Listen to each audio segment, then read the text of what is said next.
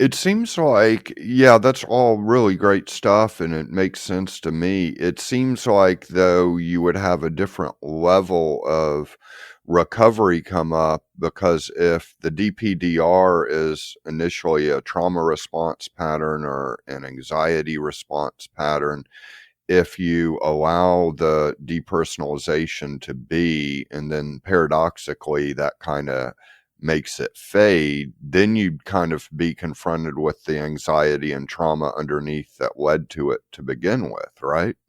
That is exactly true. It's, acceptance is awesome, surrender is great, and but it's not the end of the game, right? And so the way you accept and allow and surrender because you don't want to suffer unnecessarily, you don't want to keep re-triggering the depersonalization, you don't want to increase your stress levels. But if there is something that is bothering you underneath, unless you resolve that, you will always have some sort of existential anxiety, or you will have your trauma, which is again going to bring about stress, which is again going to bring about DPDR. So in my own case, that's what happened to me. Like once I started like letting go and accepting and surrendering, I was feeling like that I got the handle on DPDR, but then I would still have my anxiety. Like, I would Mm-hmm. still have this uneasiness, my panic. And that was because there were things in my life that was not, I wasn't where I wanted to be with my life. I had not figured out a whole bunch of things when it came to my life. So naturally, like, I was anxious, and, I almost feel like there are parts of you that you don't have access to, you don't have direct awareness to, but those parts of your brain and even your body, they're in some sort of like distress mode, and you don't have a clear handle on what those are, but you just have this general feeling of anxiety or unease. And what helps really is to be able to sit with a therapist, and just like figure that out, or do journaling and figure that out, or even talk to friends and family and be able to like just hash it out, see what is like really bothering you.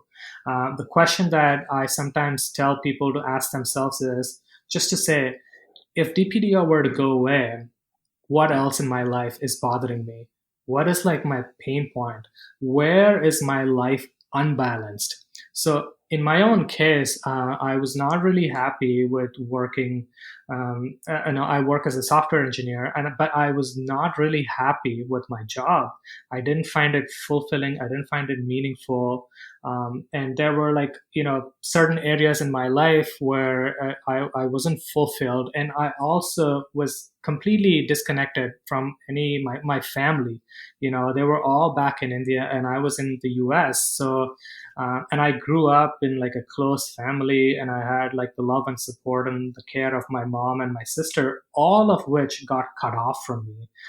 But here I was in the US, like, thinking like, oh, I got this, like, I'm going to be doing this. But there are parts of my body and my mind which were desiring that love and connection and support, but I just didn't have access to that. But my ego would, like, tell, like, I would just tell myself, like, I'm fine, I'm I can handle anything, I'm an independent person, I want to be successful. But there are parts of you which are like yearning for these things. So I had to come to terms with all of that and slowly put my life in order, and it's still a work in progress.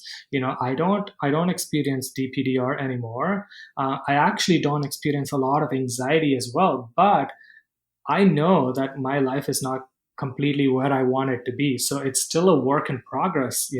But because I'm acting on it, because I'm because I'm at least like working to make change, that itself makes me feel like I've got some kind of control over the situation. Your life doesn't have to be perfect, for your anxiety to go away.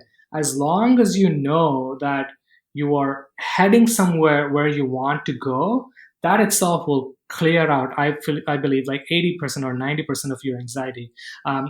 Sometimes I just feel like you gotta pick a direction and just start walking the direction. Like, um, you experience anxiety and dissociation when you feel like you're stranded, or when you feel like you have no direction in your life and you're simply just like wandering around in circles. But if you can like pick something to work towards and diligently work towards that every day, in my case, that's what really, really helped me like to get over anxiety and depersonalization.